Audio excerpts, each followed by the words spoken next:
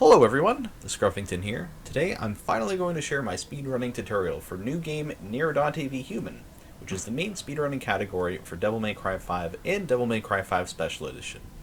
In this video I'll be going over some of the main abilities used by Nero Dante and V in the speedrun, including some enemy cycles, certain combat and counter explanations, as well as the general strategies that you should be using for all three characters in the speedrun. Keep in mind there are some aspects that I won't be able to cover, but I'll do my best to try and explain all of the important stuff. And of course, as always, if you have any questions, or if I didn't cover anything in this video, feel free to let me know in the comments below. Well, without further ado, let's get started. So for Nero, the main abilities we'll be worrying about are Snatch, Roulette Spin, Streak, Split, Red Queen Combo D, and of course, Nero's Exceeds. What'd you say?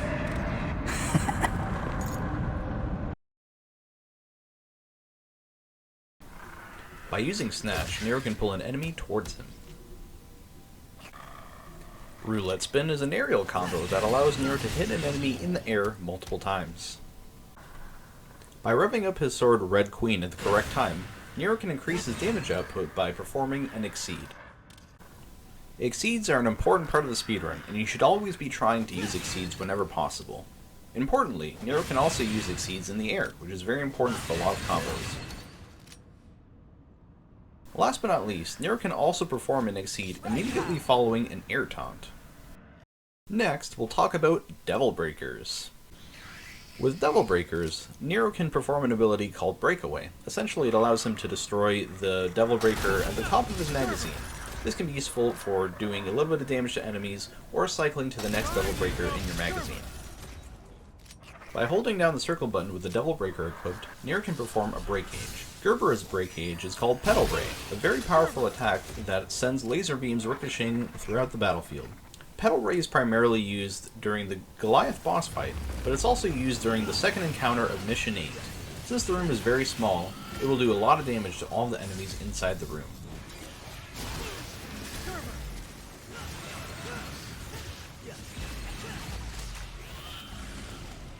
The Breakage for Gerbera GP01 is identical to Gerbera, except it has a little bit of a different visual flair to it. With Buster Arm equipped, Nero can perform an ability called Neo Buster by pressing the circle button. This ability is very useful for the enemies in Mission 15.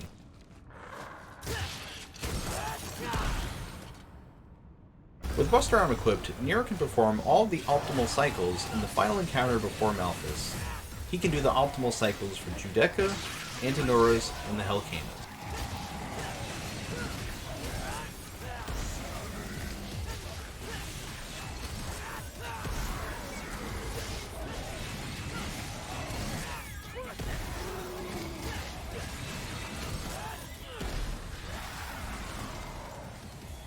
Buster Arm is also very useful for taking out the demon spawners in Mission 13. With the Devil Breaker Punchline equipped, Nero can use the circle button to send it to attack an enemy. It will do continuous damage. You can also press the circle button again to call the punchline back to Nero. Punchline is incredibly useful during the third encounter of Mission 8. We use it to do continuous damage to the riots, but it will also help you break the ice shields that are created by the Baphomets in this encounter.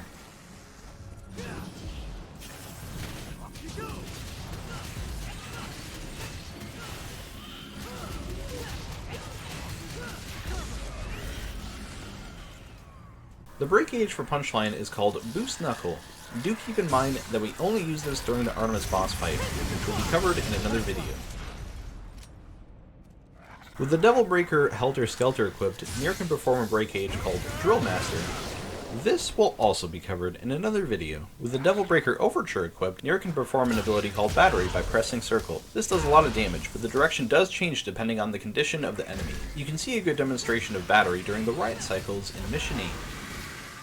Lastly, the Breakage for Overture is called Exploder. Nero charges up a bomb and attaches it to an enemy, which can then be detonated by shooting it with Blue Rose. Next, I'll show you all of the optimal enemy cycles.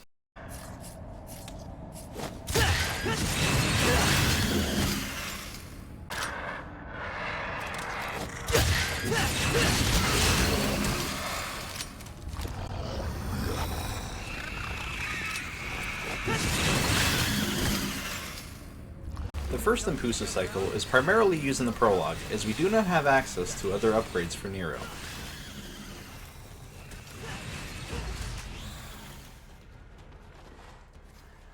Both Impusa cycles are combined during the first battle of Mission 2. Keep in mind, the optimal cycle is to perform 3 air attacks on one Impusa, snatch a second Impusa, and then use an air attack followed by a split.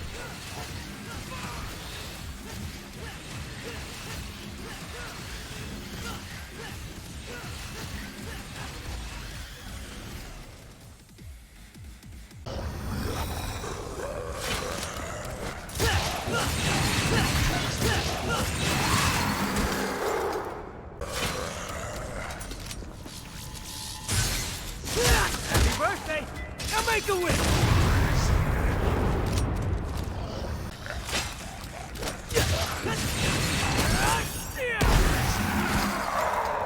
The first Hellcana cycle is primarily used against the Hellcanas during Mission 2. It's important to note that instead of using a second air attack immediately after Snatch, you can replace that by using Jockey with Gerbera equipped.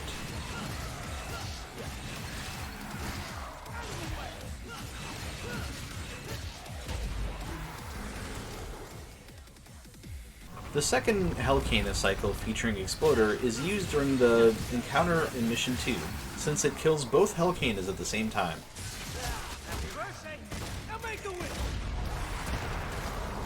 Here's another optimal demonstration of the Hellcana Cycle 1, which is used during the second to last encounter of Mission 2. Importantly, at the end of this battle, you'll want to use a Gerbera finisher, since it puts you a little bit closer to the exit of the battle.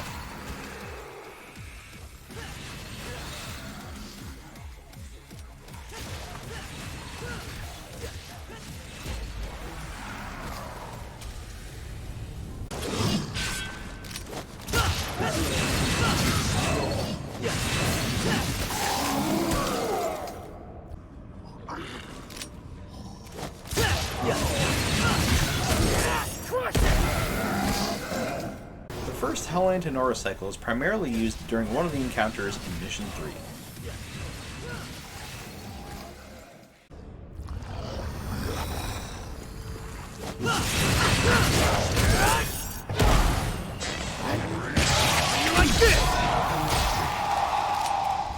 You can see the optimal Buster cycle for the Hell Judeca, as well as the optimal Buster cycles for the Hell Antinoras and Hellcana enemies during the second to last encounter in Mission 15.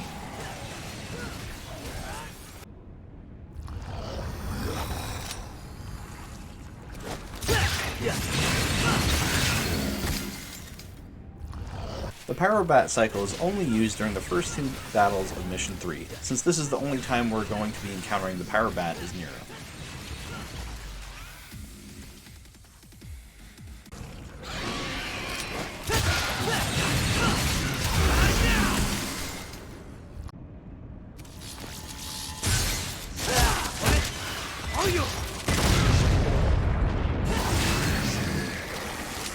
Both cycles are demonstrated during the first battle of Mission 8. Ideally, you would use the second riot cycle and Exploder to attach a bomb to one of the riots. Then you would cluster up the riots, detonate it, and finish out the fight by using the first riot cycle, which features roulette spin and battery.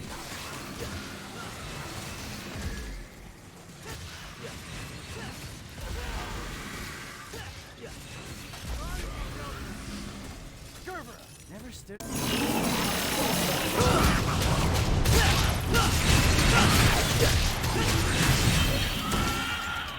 As shown in the same clip as before, the punchline is very effective against Baphomets because it accelerates the cycles and it also breaks their ice shields.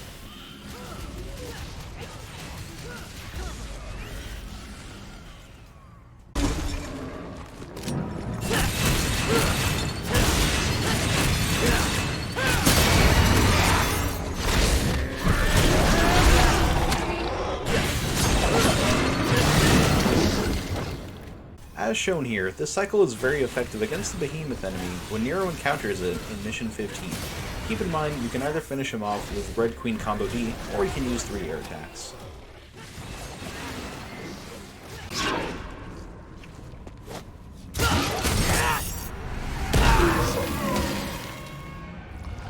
This cycle is incredibly effective after killing the behemoth in mission 15, as there are 4 Scudo Angelos that Nero must defeat.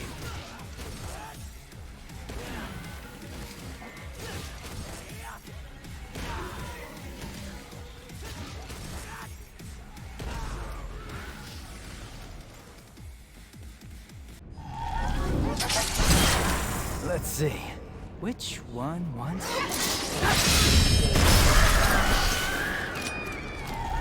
The optimal strategy for defeating the Death Scissors is to taunt them, wait for their attack, parry with Split, and then shoot them with Blue Rose.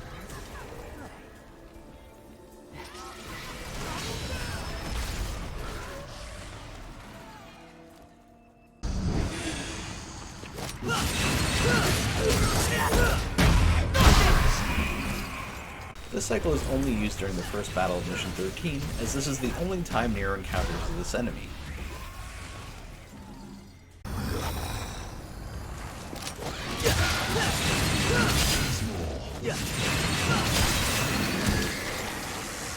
We use this cycle during the first battle of Mission 15, where Nero encounters 3 different Chaos enemies.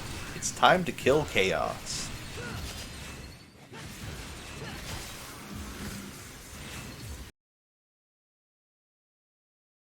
Alright, so next up we'll talk a little bit about V as a character in the Nero Dante V Human Speedrun. So V is a little bit interesting in the fact that we only really purchased 2 upgrades as him.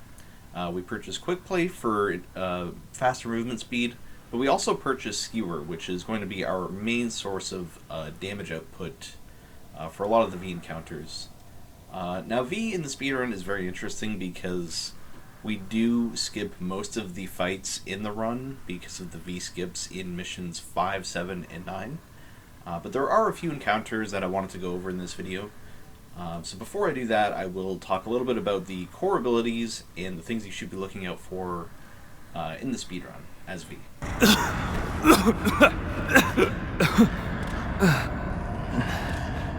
Have to keep going.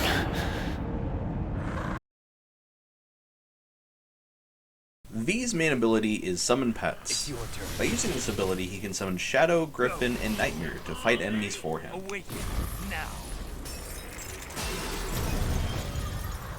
By expending a little bit of V's double trigger meter, V can empower his pets, which will increase their damage output.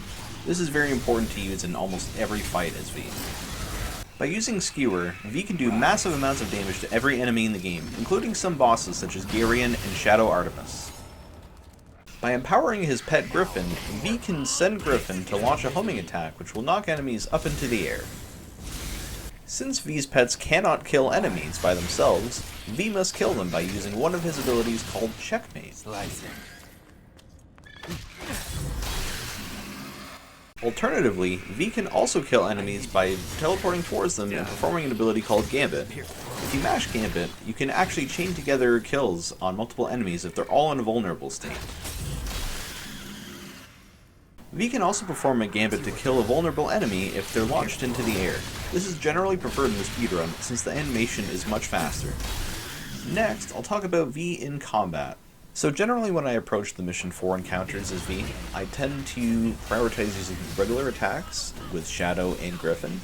When the enemies are close to being dead or very close to reaching a vulnerable state, I will flick them into the air with Shadow's tail, or I will use Griffin homing attacks. Generally, I just like to set up enemies for kills in the air since the animation is much faster.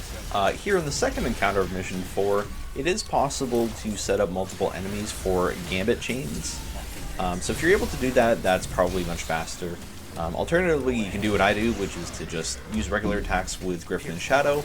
As soon as they're close to being dead, launch them into the air and finish them off with an aerial Gambit.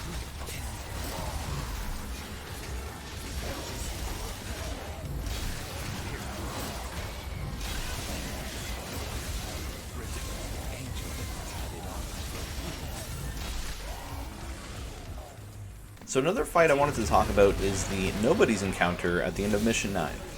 Now this is one of 2 instances in the speedrun where I will actually summon Nightmare. And here I do it just to increase my damage output, since I'll have 3 pets attacking the Nobodies. I also grab the White Orb in the back here. But generally you just want to have Nightmare Welling on people, you want to make sure you're getting your skewers in, and ideally, if possible, try to launch the nobodies in the air. If you can launch the last nobody into the air, it will avoid this very long animation that plays, because you can kill it with an aerial gambit instead. Lastly, I'll talk about the Angelo Exploit.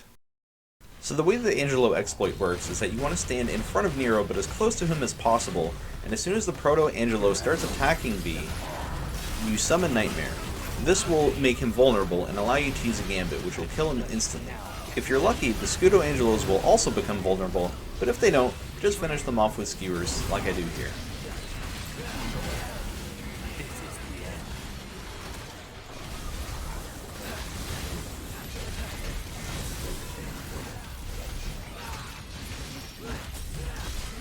Now it's time to talk about Dante. So if you're a new runner, Dante might seem intimidating, in part because he's more or less a walking Swiss Army knife. However, don't worry, I'm here to tell you that he's actually not that hard. Do keep in mind that this guide will assume you're at least familiar with the basics of Trickster, Swordmaster, Gunslinger, and Royal Guard. In the speedrun, we only purchase a few upgrades for Dante. During Mission 10, we pick up Swordmaster level 4, Trickster level 3, Ignition 2, and Stinger. In Mission 16, we pick up Gunslinger level 4 and Dr. Faust level 2. Now, this video might not cover all of Dante's abilities, but I will talk a little bit about the main ones that we use with Balrog, Rebellion, Cavalier, and of course, Dr. Faust. Anyways, let's dive right into Dante. This should make things easier.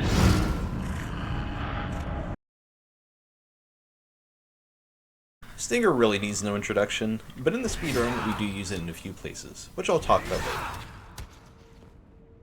Here's a demonstration of Red Hot Night, which Dante can use when he has Dr. Faust equipped. Charging this up to tier 1 allows Dante to do a massive amount of damage to a very small area. By constantly charging up Red Hot Night and expending more red orbs, Dante can power up Red Hot Night to tier 3, which does massive amounts of damage. This is essentially what we use to defeat Virgil in Mission 19. For all of the encounters before that, we stick to tier 1. With Cavalier equipped, we primarily use Overtop gear as one of our main sources of damage throughout the speedrun. It's a very important tool, so try to follow my inputs here.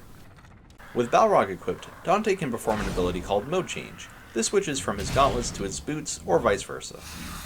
By using the ability Heat Up, as demonstrated here, Dante can activate another mechanic called Ignition. Another way of activating Ignition is by performing Light Blows with the gauntlets equipped. After performing 10 punches, Dante will activate Ignition. The reason we want to activate the Ignition mechanic is because it allows us to use this move, Real Impact. So now that we've gone over all of the core speedrunning abilities and some of the main mechanics that we use in combat, it's time to go over the actual combat encounters themselves. For the first encounter here in Mission 10, I wait until Lady is just about to leave the battle zone, then I activate Heat Up. For the Impusas on the ground, I primarily use the ability here called Heavy Jolt, followed by a Shotgun Blast. Now if you have Ignition activated, it will actually kill the Impusa, or the Shotgun will kill the Impusa immediately after Heavy Jolt. Otherwise, you'll have to follow it up with a second Heavy Jolt. And then for these green Impusas here in the air, you just jump up and hit them with a combination of regular attacks.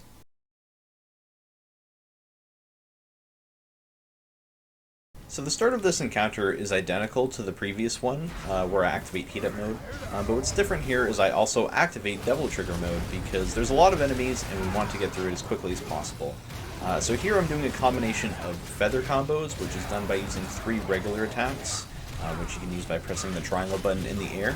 And then I'm also following it up with cruiser dives, which you can perform by switching to Swordmaster mode and pressing the circle button. So here we just use these combinations to get right through this encounter. So for the 2 Chaos enemies here in the third encounter, we wait for them to attack us, we parry them with Royal Guard at the right time, and then we use 10 counts with Blow mode with Balrog equipped. After we have Ignition, we use Real Impact to defeat the Chaos enemy, then we switch targets to the other one, and use Real Impact to finish that one off as well. So, coming up here against the Death Scissors enemies, we want to approach this the exact same way that we do with Nero in Mission 3. You want to taunt the Death Scissors, You want to parry them with either a prop shredder or helm breaker attack, and then you want to just shoot them in the face with a shotgun. Nice and easy.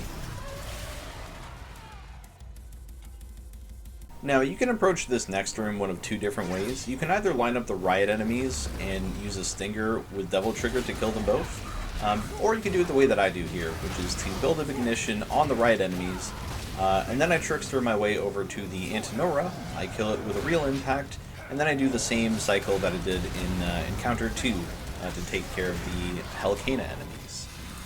So pick whichever strat works for you, or you can just use mine.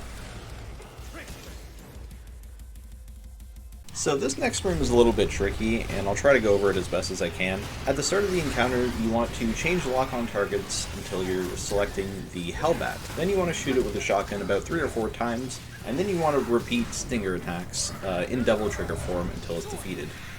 After that, you chase around the Pyrobats, kill them, and then as soon as they're dead, you want to activate Heat Up because another group of enemies is going to spawn. When they spawn, you want to use Real Impact to defeat the Queen Ampusa, and then you can just use a combination of, I believe, Heavy Jolts and shotguns to take out the last few Ampusas. This next encounter against the Angelos is a little tricky, and there is some variance, but I'll try to show you a strategy that I've recently been using. So at the start of this fight, I activate Heat Up, so I have Ignition, and then I wait for the Proto-Angelo to spawn in the middle of this group of enemies. As soon as it spawns, I use a Real Impact to kill it instantly, and then I try my best to group up the remaining Scudo-Angelos. As soon as they're grouped up, I repeat 10 counts in order to break their shields, and then I follow it up with another Real Impact. If there are any left alive, you can repeat Heavy Jolt and Shotgun combos, or whatever else works for you. So here at the start of Mission 11, you want to wait for all 3 Hellcana enemies to spawn, you want to lock onto the one at the back, activate Devil Trigger, and repeat 2 or 3 stinger attacks until they're all dead. Once they're dead, you want to use Heat Up to activate Ignition, you want to Real Impact the first Chaos enemy that spawns, and then you want to position yourself towards the left of the area because 2 more enemies are about to spawn. If you're lucky, or if your timing is very good, you can kill both of them with 1 Real Impact. At the start of this fight, you'll want to lock onto the Hell Judeca at the back, activate Devil Trigger form, and spam stingers. Hopefully, all the enemies will die very quickly, but in case that doesn't happen, you can improvise by using a combination of Heavy Jolt and Shotgun combos, or whatever else you feel like using. Now, there's a lot going on in this fight, and I would recommend that you slow down this part of the video just so you get a better sense of the overall strategies here. For the Scudo-Angelos here, what I do is I use 10 counts to break their shields, follow that up with a Real Impact, and I repeat it on the second one. As soon as the Hellbat spawns, I use the same strategy that we did back in Mission 10, which is lower them down to the ground with Shotgun, then I follow that up with Devil Trigger, Stinger attacks.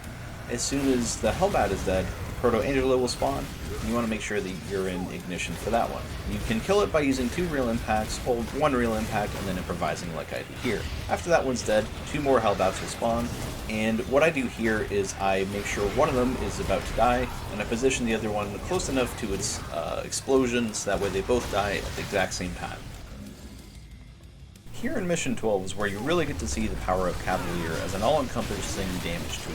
We want to exploit the overtop gear mechanic, which you can do by pressing triangle to do a regular attack, letting it rock for a little bit, then pressing circle, letting that rock for a little bit, and then following it up with another circle attack. This is the best way to maximize your damage output, and it's very important to follow this specific rhythm as it will increase your damage substantially.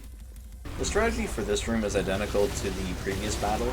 The only thing that's important to note is that you want to focus on the enemy spawner first, and then you want to defeat the behemoth enemy second. After that, just continue using the overtop gear combos.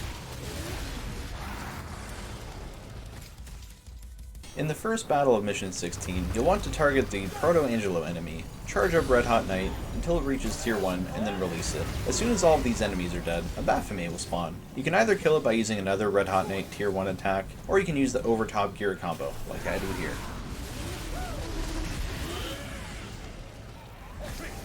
Now, this fight can fluctuate depending on the Behemoth spawn RNG, but generally what I try to do here is position myself in the center of the Hellbats. I use the overtop gear combo while in Devil Trigger form, and this should put them both in a vulnerable state. If you're lucky, their explosion will actually kill the Behemoth as soon as it spawns. Otherwise, you can either kill it with a Red Hot Knight Tier 1, or you can use another over-top gear combo. The timing for this fight is very precise, but what you want to do at the start is activate Double Trigger Form, use over-top gear combos to kill both Chaos enemies, and then charge up Red Hot Knight Tier 1. As soon as the Fury enemy spawns, Red Hot Knight should kill it, but if that doesn't happen, you can either improvise by switching to Balrog and using 10 count attacks, or you can use Cavalier. Now, the start of this fight can change depending on whether or not you have enough red orbs to use Red Hot Knight Tier 1 on the Hell Judeca enemy. But if you don't, or you just want to use my strategy, you can do what I do here, which is over-top gear combos. It's still a very fast option, and it'll get you through all these enemies here. For the last fight of Mission 16 here, you'll actually want to use Red Hot Knight Tier 1 on every single individual enemy. By doing 3 Red Hot Knight Tier 1s, you can actually kill all the enemies in this run very quickly. Here I use Overtop Gear to kill the final enemy, and I probably would not recommend it, but it is an option.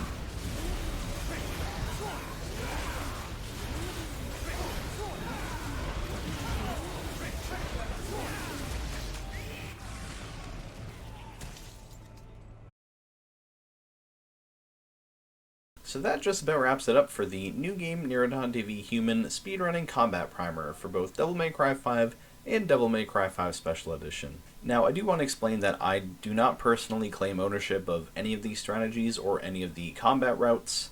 In a lot of ways, I do feel that these are the result of the work of the community. And in this case, it's the work of the Devil May Cry 5 community and the Devil May Cry 5 speedrunning community. So I want to give a big shout out to everyone that has ever contributed to the speedrun of this game. With that said, I do want to give a big shout out to DE Cosmic for laying a lot of the framework for this game as a speedrun, and for introducing a lot of the strategies that we currently use in this run. As always, if you do have any questions about this video, or about the speedrun in general, feel free to let me know in the comments below. Thank you all so much for watching, and have a wonderful day.